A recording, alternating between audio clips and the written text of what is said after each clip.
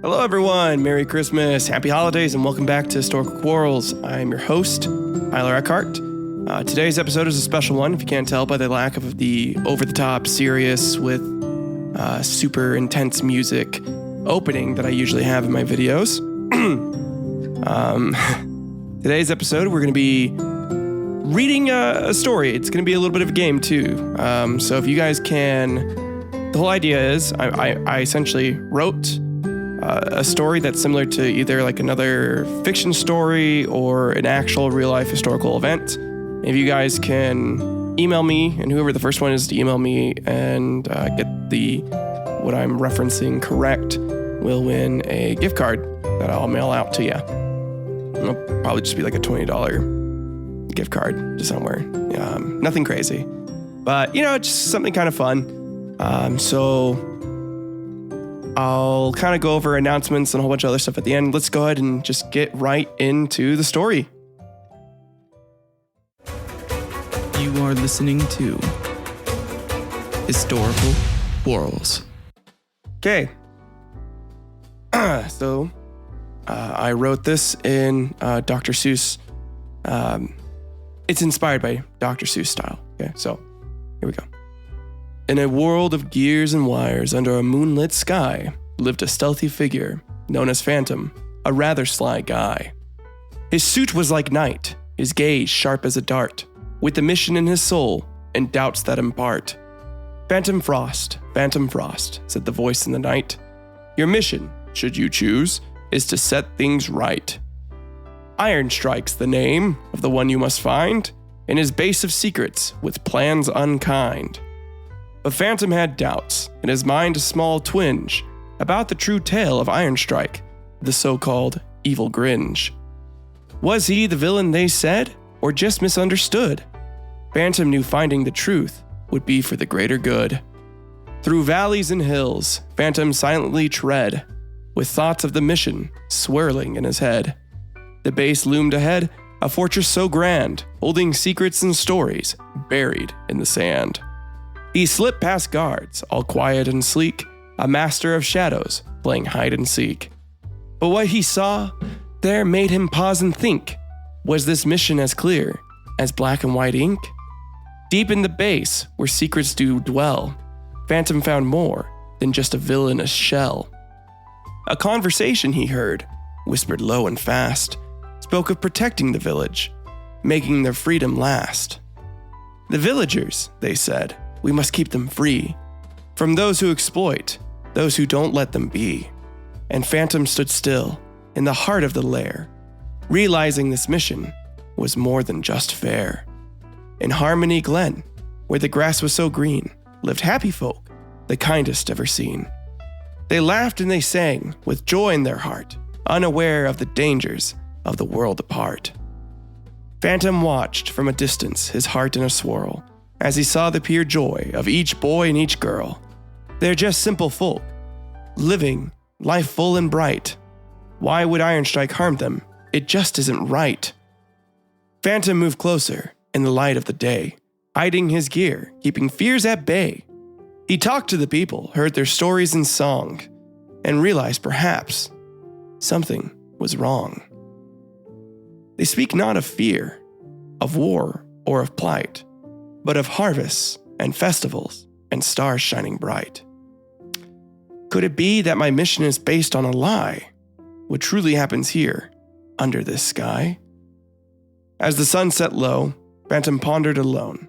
The truth he had known, now fully blown. He thought of the briefing, the words cold and clear, and how in this village there was nothing to fear. Then came a whisper from an old village sage, beware of the shadows, beware of the rage. For not all as it seems in this game. There's more to the story, more to the name. In the dark of the night, with a soft silver glow, Phantom Frost moved silently, thoughts in tow, back to the base where secrets lay deep, to unearth the truth, which he vowed to keep. Through shadows he glided, a ghost in the night, to a room full of secrets hidden from sight. Papers and plans spread wide and far, revealing the true nature of Iron Strike's war. The documents told of a plan, twisted and bold, not just to protect, but to threaten and hold. Iron Strike's aim, not solely to free, but to wield a weapon so fearsome and key. It could spark a war, a global affray, putting countless lives in disarray. Yet it fought exploitation, a noble cause, leaving Phantom in thought, his mind all abuzz. Phantom stood still, his heart in a bind. What was the lesser evil? Which side to align? Stop Iron Strike's plan? Prevent a war so vast? Or fight exploitation, breaking a painful past? Villagers' faces flashed in his mind, their innocence, joy, lives entwined. Yet the specter of war, with its deadly dance, weighed heavily on him, a perilous chance. In the heart of the base, where metal beasts sleep, Phantom Frost stood, his resolve to keep.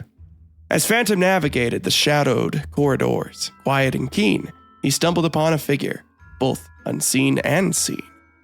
Polar Bear, they called him, a name of the cold, his eyes sharp and knowing, his demeanor bold. In the maze of shadows, where secrets hide and sneak, Phantom Frost moved quietly, not even a creak. His senses sharp, his eyes like a hawk, in a base full of echoes, where few dare to walk. But oh, in a blink, with scarcely a sound, a sudden blow struck, spinning him round and round. Down he fell, with a thump and a clatter, into darkness deep, with dreams, where dreams shatter. Unseen hands grabbed him, firm and fast, dragging him away into the vast. Deep in the base's heart, under lock and key, awaited Polar Bear, cold as the sea. Phantom, now captured, found himself bound in a cold, stark room with little sound. Enter Polar Bear, his presence like ice, his tools laid out, sharp and precise.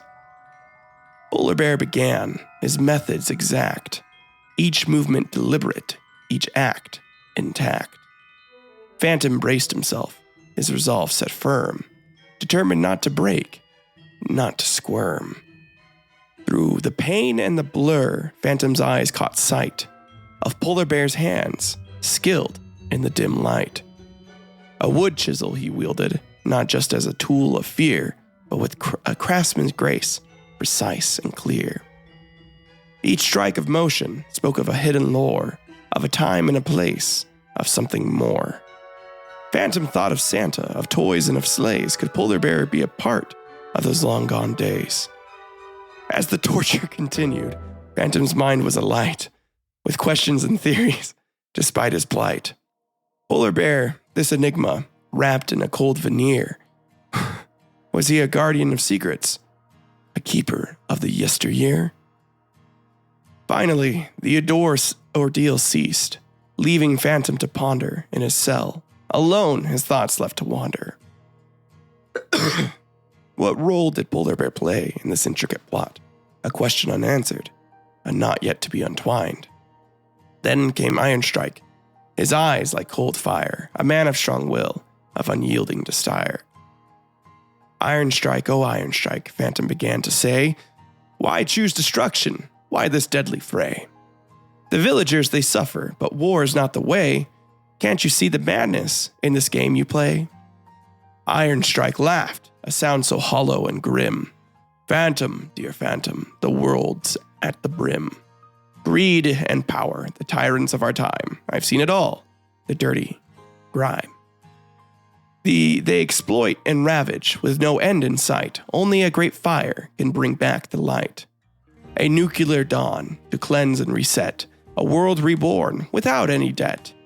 You see it as madness, I see it as cure. For a world so sick, so impure. The lesser of two evils, a necessary plight to end all the darkness and bring forth the light. Phantom stood frozen, his mind in a whirl. Iron Strike's vision, a flag unfurl. A world on fire to stop the greed. Was this the answer? Was this the need? But then he thought of the village, so peaceful and bright, of laughter and joy, of hearts so light. He couldn't let it happen, this nuclear night. He had to stop Iron Strike to do what was right. In the chamber's deep gloom, where secrets did dwell, stood Phantom and Iron Strike, under a spell. Iron Strike, Phantom questioned. Why choose such a path? But what came next was a shock, a magical aftermath. Iron Strike eyes gleamed with a strange, eerie light. Phantom, dear Phantom, you're not wholly right. We're more than just pawns in this worldly fight. We're Santa's own clones, born of Yuletide's night. Iron Strike paced, his voice a deep thunder. Our origin, Phantom, is a world's wonder.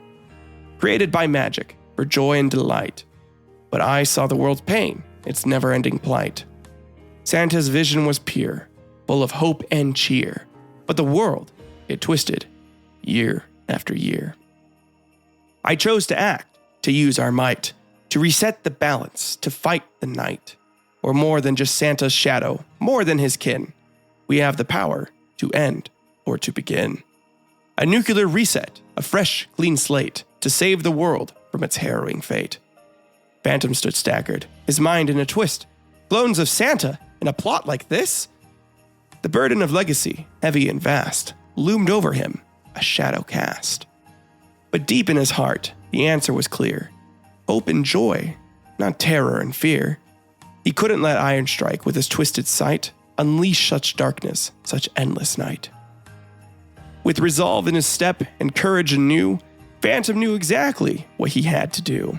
To stop Iron Strike, to end this fray, to bring back the light in a Santa-like way. In the depths of the base, secrets untold, stood Phantom and Iron Strike, bold and cold. Iron Strike spoke first, his voice calm and grave. Phantom listened closely to the legacy Santa gave. Long ago, Santa wished for a world so free, where every child's smile would be a joy to see. He envisioned a place without borders or fight, where gifts would come freely like stars in the night. Phantom listened, his mind a whirl. Iron Strike continued, the story unfurl. But not all agreed with Santa's free hand. Some formed a group, a secret band. They called themselves the Guardians, with a plan so vast, to control the world from first to last. Their vision was order, gifts earned, not just given, a world tightly held, firmly driven. Iron Strike's eyes darkened, his tale took a turn. Phantom, there's more that you must learn. The Guardians grew strong, their influence spread, changing Santa's dream to something else instead. They believed in a world where only the worthy thrive, where children must work for their dreams to survive. A world of structure, of rigid rule, where Santa's true vision would merely be a tool. As Phantom lay in his sail, thoughts in a whirl, and slipped a figure, a peculiar girl. She moved with grace, silent as a mouse, a genius of gadgets in this dreary house. Whisper, they called her, a name soft and light. Her mind was sharp, her spirit bright. Phantom Frost, she whispered, with a knowing grin. I've come to help, to make sure you win. From her coat, she drew a bottle, bright and bold, labeled Zanny Zigzag Zumugu, a sight to behold. This Zumugu, she explained with a hush, will make you seem gone in a silent rush. With a nod, Phantom took the curious goo, a concoction so bizarre, a deep purple hue. He spread it about and lay very still, playing his part with an iron will. Soon the guards arrived, peering in with a frown, seeing Phantom so still, down on the ground. They opened the cell with caution and dread, but Phantom sprang up, as quick as a thread. In a flurry of motion, he knocked the guards out cold. With Whisper's help, bold and bold, they sneaked through the base, a shadowy flight, into the dark night, out of sight. Thanks to you, Whisper, and your Zumugu, Phantom whispered as the wind blew. Together, they ventured into the unknown to stop Iron Strike and all he had shown. In the dim corridors, Whisper's voice broke the night. Phantom, there's more hidden from sight. The weapon, the terror, it was my own creation, born from my hands, a dire situation. Phantom turned, his eyes wide with surprise, seeing the truth behind Whisper's wise guise.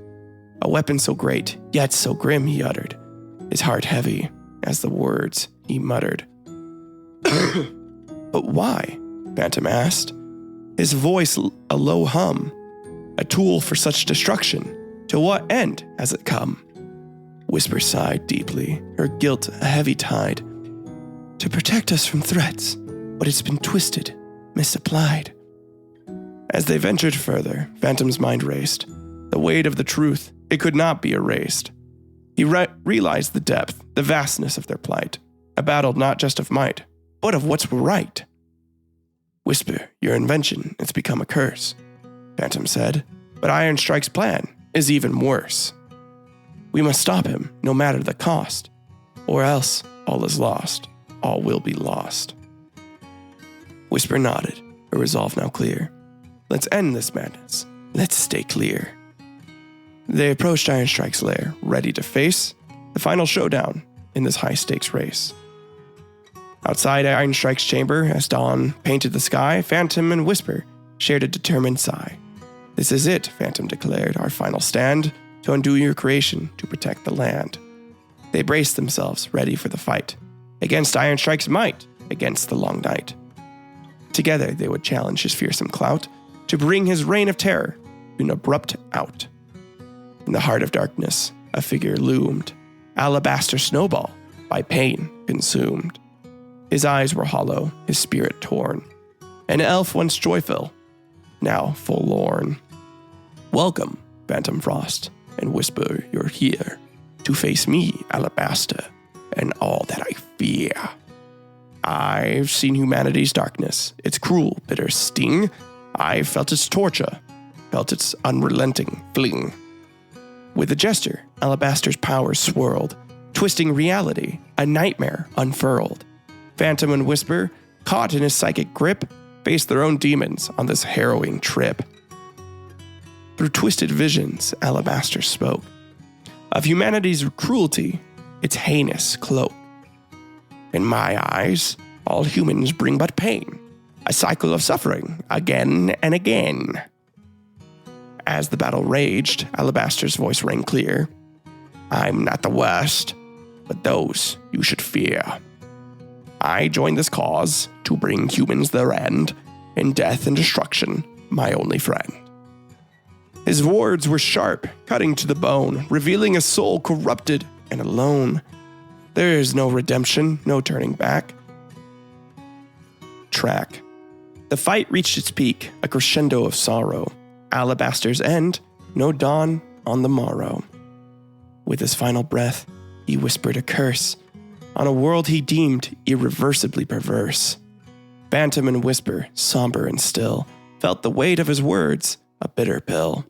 They moved on, carrying the burden of his tale, determined more than ever that they must not fail. As Phantom and Whisper left the shadows behind, they journeyed towards a land of a different kind, a snowy expanse, cold and vast, part of the base, chilling and overcast. Here, they knew, a sharp shooter lay in wait, sharp eyes shimmer, master of her fate.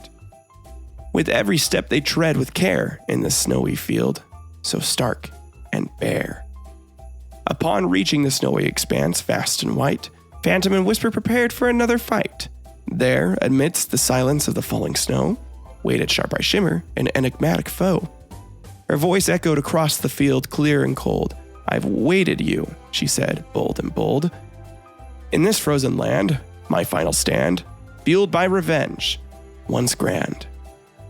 As they cautiously moved, seeking cover in sight, Sharp Eye revealed her plight. Joined, I did, with Iron Strike's cause, to strike at the world without pause. But now as my end draws near, a disease within, my final fear. I see the folly, my misplaced trust, leaving behind only regret and dust. The confrontation was tense, a dance of fate and will, but no bullets flew, the field remained still. Phantom saw in her eyes a resignation to her lot, a warrior spirit, yet a soul fraught. I chose vengeance, but it led me astray. Now here I lie, fading away. Phantom, Whisper, may your path be true, undo the wrongs I helped ensue. In the hushed standoff, amid the snow's embrace, Sharp Eye gazed at Phantom, a confused trace. "Chris," she murmured, a flicker of hope in her eye. "Is that you, Kris Kringle, from days gone by?" Phantom paused, understanding her mistake. A memory of rescue for her own sake. "No, Sharp Eye, I am not he, but I know of him and his legacy. Santa saved me long ago, a child in fear. Under the name Kris Kringle, he drew near. But now, lost in the war, his memory fades, leaving only behind shadows and shades." Their conversation, soft against the white, revealed her connection to Santa's light. A bond from the past, a life once saved. Now in this field, her fate engraved. "I thought I saw in you a hint of his grace, but I was wrong, this is not the place. Yet I sense in you a similar fight, to bring back the good, to make things right." As her strength waned under the sky so vast, Sharp Eye shimmers time had passed. Phantom and Whisper by her side witnessed her last breath as she sighed. "May your journey bring peace unlike mine. May you find true and fine. Thank you, Phantom, for listening to my tale in the snowy land so cold and pale." With her last breath, Sharp Eye looked to the sky, their snow falling gently as she whispered goodbye. Phantom and Whisper stood by, a silent guard, respecting her journey once marred. As she passed, the snow seemed to glisten, a world of conflict, pausing to listen. They moved on, hearts heavy but sure, determined to end what she could not endure. As the silence of the snowfields settled, a chapter closed. Phantom and Whisper read onwards, their spirits composed. Leaving behind the white expanse a tale of sorrow and strife, they ventured deeper into the base, where lurked the heart of the strife. Through corridors dimly lit, and halls echoing with past battles, they moved with purpose, ready to rattle the shackles. Their path was a winding one, through the belly of the beast, each step bringing them closer to their final feast. As they walked, Phantom pondered, his thoughts a deep well, on the stories of those they'd met, the tales they'd tell. Whisper, ever the inventor, checked her gadgets and gear, preparing for what lay ahead with focus, not fear. This journey, Phantom mused, has been more than a fight. It's been a quest for truth, for what's just and right. Whisper nodded in agreement, her resolve like a flame to stop Iron Strike and his beast. That is our aim. Finally, they arrived at the heart of Iron Strike's lair, where awaited the Iron Behemoth in its den, a monstrous affair. Phantom and Whisper shared a glance, a moment of silent accord for the battle ahead, for the final chord.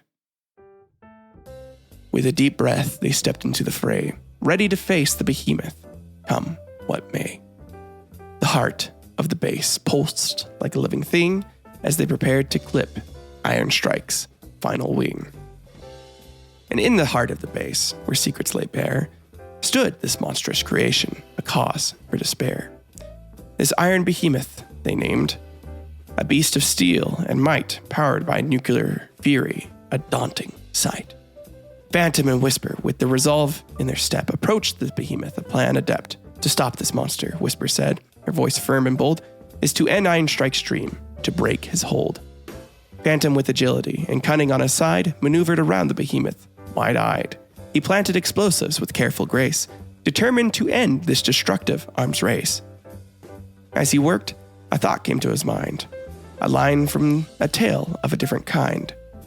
Phantom had finished the Guardian's goal, not just with actions, but with heart and soul.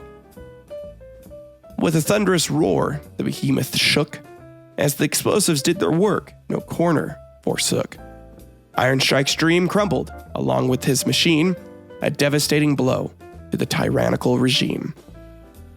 Phantom and Whisper watched as it fell, a symbol of averted disaster, a toiling bell. Together they had thwarted Iron Strike's plan, a victory for peace for every woman and man. In the aftermath of the Iron Behemoth's fall, stood Iron Strike, towering and tall. "Phantom Frost!" he bellowed, a fury in his eyes. "You've meddled enough. It's time for goodbyes." Their battle was fierce, a clash of will and might. Phantom and Ironstrike from daylight to night. But as they fought, a twist unforeseen, Ironstrike weakened. His face turned green. Ironstrike, what ails you? Phantom inquired. Realization dawning as the situation transpired. A disease, a guardian's ploy, Ironstrike confessed. Your presence is a catalyst. Now I'm oppressed. With Ironstrike defeated, not by force but by fate, Phantom and Whisper knew it was time to vacate. They fled the base with haste and speed, aware of the villagers and their need. As they left, Phantom recalled a tale from his youth, a Grinch and his change, a heart grown in truth. He gathered gifts from the remnants of the base, a gesture of goodwill, a new path to embrace. Into Harmony Glen under the cover of night, Phantom delivered gifts to each house, each light. From toys to trinkets from the Guardian's stash, he spread joy and cheer, a hopeful flash. The villagers awoke to a miraculous sight, gifts and wonders in the morning light. Phantom watched from afar, a heart newly lit, his mission complete, a perfect fit. As the sun rose on the world anew, Phantom and Whisper bid their farewell true. Their journey had ended, their mission done, a new chapter begun, a new day won. Whisper smiled, we've changed the course, with heart and soul, a powerful force. And Phantom nodded his eyes on the horizon wide, ready for whatever may come, with stride. The end.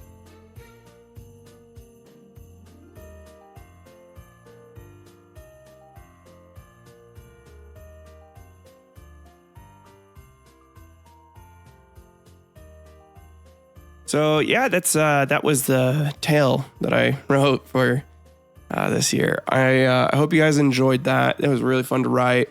I'm planning on making that like a once a year deal. So you guys can guess where it's from. I hope I made it like, I guess like easy enough where it wasn't like too, but like I also don't want it to be too easy. But I don't know, that might have been too easy. So this might be a bit of a blunder. But who knows? Maybe you guys don't like it. I don't even have to like make it a guessing game. Or if you guys do like it, I don't have to make it a guessing game. I can just, do something like this once a year, where I turn some story into like a Dr. Seuss or like Christmas tale rhyme thing. But seriously, happy holidays, everyone. Merry Christmas. I hope you guys are doing good. This has been a wild year. Wild time of growth for the show, for sure. I started the show, technically, if we want to get technical about the show, started in like 2022.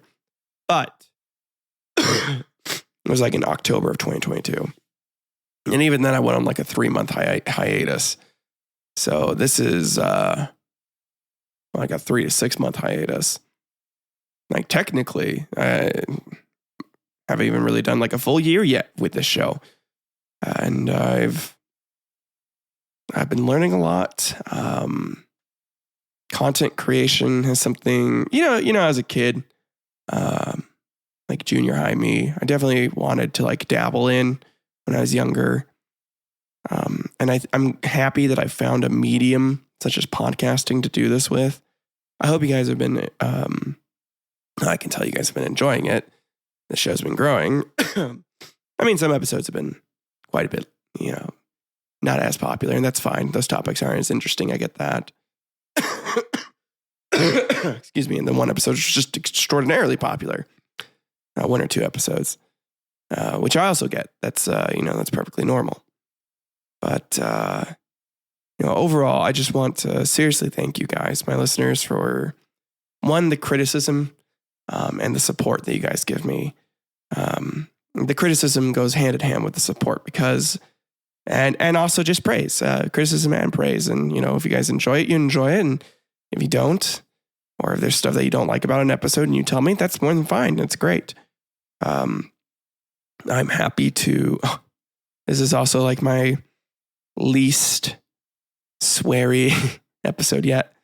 But it's Christmas version, if you, like, especially if you're around family and you happen to listen to this episode, and this is going to be a jump scare. And now if you are listening to this around family, I don't want you guys to just randomly hear, oh, well, you fucked her in the pussy.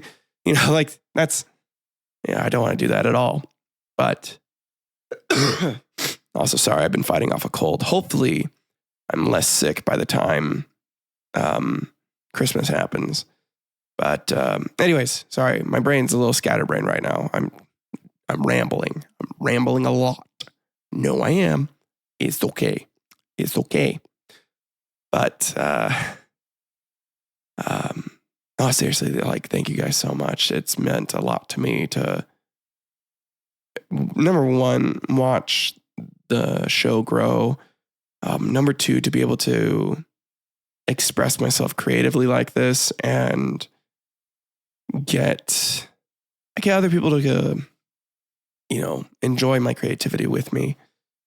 It's not like I don't have a lot of friends. I need this outlet, but because I hang out with people, not to brag, fucking crazy over here. This guy hanging out with people's, I know that's a lot. That's like, geez, fucking, I need to cool it.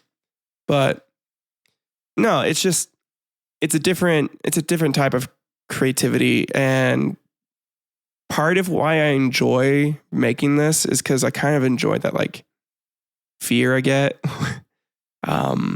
Like when I used to do Shakespeare, a little bit of like that fear in your gut you get before you go on stage. I kind of feel similar when I do this show. And I think that's why in most of the episodes before the recent ones, I ramble a lot so I can kind of like relax myself. It's kind of like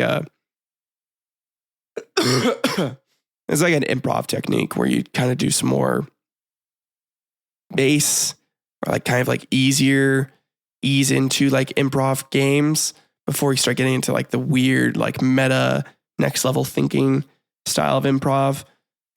When you go do performances for improv, but just so you can kind of ease yourself in and let yourself like relax and enjoy the crowd. It's also like kind of like doing comedy when I was doing the open mics. Those are really cool. I just don't have time for it with my wife in school. And with having two little kids, two little chitlins, man, light of my life. I love them so much. I love my wife so much. And I hope you guys are enjoying this time and are able to spend it with family. And if you're not, I hope you are able to spend it around something or someone that you love or doing something that you love. And if for some reason it's listening to my weird ass, my weird ass show, cool. I'm glad I'm able to do that for you. And even if it's not your preferred, I bet it's not really a lot of people's preferred way to spend Christmas, but shit, man, if you're stuck listening to something, and you are choosing to listen to this, that's cool. I'm glad I was able to be that for you. But next year I got some big plans for the show for sure. Definitely planning on number one, improving this video setup. Also, I'm planning on improving the sound quality. I'm going to get Roadcaster, a couple other things set up so that way I'm not just doing like a USB thing anymore and trying to get more of like a live production going. So when I do these episodes, I can just go and, it'll be cool. It'll be real cool. Real cool. So, yeah. I don't know. I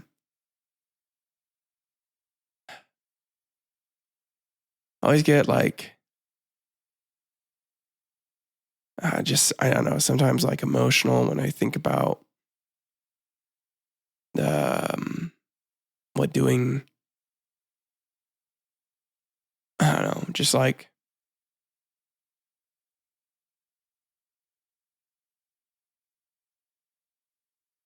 I don't even know why I say get emotional, but like kind of get like just lost in deep thought when I think about planning for this show. And I think about like how much it means to me not even like necessarily for like other people, but like for me as like a person, because it's just I don't know. I'm certain a lot of you can kind of relate to this, where let's say you go through like a hard day and you feel like you don't have like a good outlet, like you're kind of stuck being in like a go mode, or like a fucking, how do I put this? Like you have to be a certain image of yourself, when really with that image of you like inside and like what you're feeling inside is just it's just so tired and worn down and ragged. And this show, it, for some reason, I don't know, doing it and doing this stuff just like lifts me up and like just makes me feel good and makes me happy. And I mean, there are times where it gets a little tough, and I think it's just mostly like wear and tear throughout the day, because like I have a full-time job, I have again, I have a family, I have other responsibilities, and I get a little stressed trying to like think about whether or not this is going to be good enough. And I'm not gonna lie, like with the show, kind of, especially the didnt episode popping off the way it did, I was like, oh shit, I really need to like get my stuff together. I don't have to. Excuse me. Excuse me. I was like, I don't have time to be fucking off right now, and I got to make sure this is like primo quality. And I have to like, do all these. I have to make sure I know what the SEO optimization words are. I have to go study this. I have to go learn a bunch of video editing skills now, even though I barely understand how to do audio editing. And I did let that get to me for a couple weeks there. And then I just kind of thought about it. I was like, nah, fuck it. Like people, I wouldn't even call it a fluke. People listen to it because it's a weird, didnt was a super weird niche thing.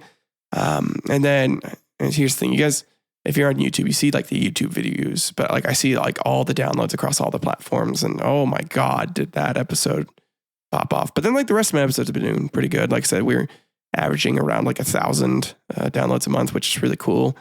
Hopefully this show might be able to start, this hobby might be able to start paying for itself soon. Just the host, the RSS feed, start running ads on it, just so I can just be like, okay, hey, bill to my like the money I make from the ads, and just have it net zero. That would be cool. That would be really cool.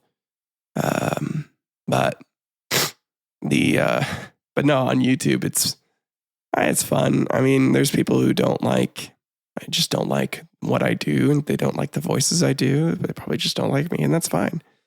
Of course, like it's like when you read it initially, it's just like, especially as like someone who's like been on the internet for as long as I have been, I tell myself like, who cares? But then it's like, no, you gotta take a look at it, and you gotta realize why they're saying it. That they're saying like, hey, this sucks. Just take a look at yourself and be like, okay, so this might suck. Okay, but why does it suck? And it's not helpful if they just say, it sucks. I'd rather them point out specific things, just so I can understand. And I had a comment from a listener who said they were a little older, which, by the way, that I don't care about that at all. You can be whatever age, does not matter, and you can enjoy whatever content you want from whoever you want, and like, who cares? But they're like, I don't like the swearing, or like, they didn't say I didn't like the swearing, but they wanted me to tone it down and to get stuff a little more buffed out, and just like sound more professional, because it just, I do put a lot of research into the show, and I can see where she's, or he, I couldn't really tell by the picture, but she or he is coming from when they say that, because, I was kind of like working on, I'm planning on doing this thing where I take old episodes and I cut it down into like essentially like a minute or less, or like 5 minutes or less, and then just like release it like that, but like super edited with maybe some like video animations and stuff, just to kind of get more content on the channel. So, because since this is weekly, and I do like another separate show with my buddies. And that one's a lot less stress. That one's like, I edit the audio. I'm going to try and start editing more video and do like more video episodes with it. But for the most part, I just edit the audio and it's quick. I add in the opening song, and sometimes I've done extra stuff when I've had the time, but for the most part, it's like my buddies understand I don't have all the time in the world. And that's how it is. But God, what was I saying? Oh, criticism. So yeah, the criticism that I've gotten, it is useful. Like I don't look at it as like this negative, bad thing. It's people telling you like, hey, this is what you can do to get better. I mean, if they just tell you suck, it's like, okay, well, what about me sucks? That's all I'm asking for. Maybe I just have a punchable face, which I've been told a couple times, I kind of look like an asshole, or, just like I look angry a lot. I tend to think that I'm an amicable person, and, but I'm biased. So, let's see. Other stuff.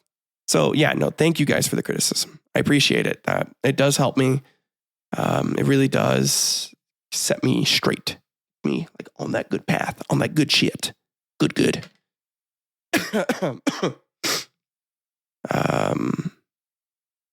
And oh yeah, if you want to win the prize, you have to email me. So that's historicalquarrels@gmail.com. If you just comment on YouTube, I mean, if I haven't got an email by that point, I'm not going to, like, even if you're the first comment on the video and you guess the story right, and I've already gotten an email, then I'm going to ignore your comment. So email me. And if you are the first one to email, then you will win the $20 gift card to something. That, or I'll Venmo you like $20. I don't know. Fucking, I was just like, congrats. Yeah. Oh, yeah. I was going to start working on merch next year too. That's another big announcement. Start working on some merch. Just something cool, like cool little graphic design shirts. My board game is just about done. I have all the cards and all the rules and mechanics completely written out. I just require, like, I'm going to have a big alpha testing night, get some final things worked out here in January. And then hopefully I'm going to be able to start recording a Kickstarter campaign video and like get some like really high quality production going for that. Cause I really do believe in my board game. I'm super excited for it. It's, it'll be, you guys will see it, and hopefully you'll like it. We'll see. I'm a bit of a nerd, so it's a little weird. I wouldn't say weird, but it is a lot of fun. I mean, the people that I've already played it with, they've said that it's fun.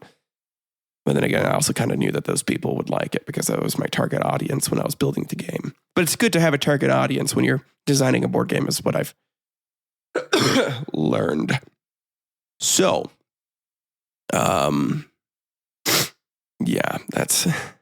there's a lot of stuff that I'm doing next year. 2024 is looking to be crazy. It's going to be a crazy, crazy time. Other than that, I don't know. I guess like personal stuff in my life, I've been getting ready to learn more, to be more like I really want to be a better father next year. I mean, like, I feel like I'm a good dad. Like, I know I am. I'm always there for them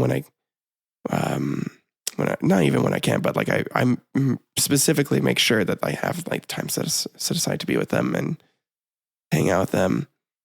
I want to be a lot better in keeping up with things I'm doing and making sure that I'm on top, if not ahead, on things. That's kind of one of my big goals. I've hit under 200 pounds this year. I went from 290 to 195. I gained a little bit of muscle weight back right here towards the end, which, I've been lifting weights. That's what happens when you're a dude. So, but I did hit my goal. getting under 200 again. So that was really cool. My main goal next year is just to get back to my wedding weight of like 165 and just kind of chill out there for a little bit. So I'll be hopefully you'll be noticing that in the videos where you'll start seeing my face just kind of go slimming back down, back to pre-COVID. And I don't know. It's not like I take forever to lose weight. It's just been, I feel like it's like gotten harder since I've gotten older, which I know is normal, but I don't know. When I was a kid, I was kind of chubby, and then I lost weight in like a summer. Like I lost a bunch of weight in one summer, and and then I don't think I did that like a healthy way though, to be honest. Part of that was just due to self-esteem issues and this misconception I had of like guys needing to look a certain way, which is so weird. You know, like girls feel that way too, but I think it's like everybody, like every human feels like they have to look a certain way, or they have to like be a certain way, or like they have some like ideal standard of beauty, and it fucks your head up, man. It does. I'm glad I got over that. I'm just doing this for health reasons now. I'm not even like trying to look good. I'm fucking married and I have 2 kids. Like I'm done trying to look good. Hey, ain't no reason for that. I mean, that's why like I got tattoos and like I just, I don't know. Like I fart in front of my wife now. Like I don't care. And I'll fart in front of other people just randomly, just so they're disgusted by me and be like, nah, screw you. I don't care. Don't give a shit. But yeah, no, it's just health reasons. It's not like I'm trying to, I don't know, like hit like a ideal body image thing anymore. I don't even care about getting ripped. I just kind of care more about just being being healthy and happy. So, but my goal is like, I'm still going to have like a weight goal. And then once I'm at that weight goal, I just kind of I don't like really care. As long as I like stay fit and I can run a mile in under 10 minutes, then we're golden. Honestly, 9 minutes. If I can run a mile under 9 minutes, that's what I prefer. But, I'll take under 10. I'll take under 10 for now, which is where I'm at. So, that's right. On that treadmill, I'll just turn it up to 6 and get it going. 6 miles in 1 hour. I've been doing like 30 to 45 minute jogs at that speed for a little while here now. And yeah, that's mostly been why I've lost so much weight. It's just the jogging. With me being sick this past 2 weeks though, it's definitely taken it out of me, and being busy. I'll probably go back, hitting the gym like real hard tomorrow. Because I'm starting to feel a little better, but like my throat was still sore. Like, you're sick, but not sick. Also, I know this has been rambling for a while, so if you feel like you need to like shut it off, you can. I'm doing this for me, to be honest, at this point. This is my end of the year wrap up. Almost like a time journal in a way that I'm planning on using this for. So kind of see like where I'm at. I've progressed over the year for next year. And that's what I'm going to do. That being said, I mean, we are at the end. I'm about to close out and end this whole shindig. So, again, I appreciate you listeners so much. I love you guys. Seriously. I mean that. I know I don't talk with like a whole lot of you, like on a regular basis. But with the few that I have talked to, Mike, you're fucking cool guy. And a couple of the others. You guys have just been so nice. It's been really dope. Especially because like I couldn't like share this project with like family and friends initially because like they felt weird about it. I don't know. It's like I think it's always weird for like your family and friends, not all of your friends, but some friends, to watch you do something like this and listen to you do something like this. It's for my wife, she has a hard time listening to me because she's like, it's you, and like it's weird. I mean, she's had episodes where she said like it felt like she wasn't even listening to me, which then made me feel weird because it's like, am I not being authentic? Like in that episode, then like am I not being myself? God damn it, shit. Is that a good thing? Is that a bad thing? I don't know. Should I be myself? Should I not be myself? It's a hard question as a content creator. I think, it's a hard one to do. It's a hard line to follow. You have to have like a very specific personality if you want to be yourself, I think, and grow your audience. But it's whatever. If you guys have found any value in this, please share the episode. You guys enjoy your holidays. Enjoy the time off. Next episode will be the continuation from last week's, where I was going over the life of Caracalla. The Roman emperor killed his brother. I was going over his little quarrel with his brother there.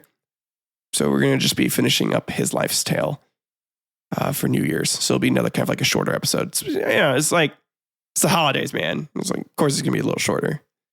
You should expect these episodes to be just, little cut short. That's all. You guys have a good one. Love y'all.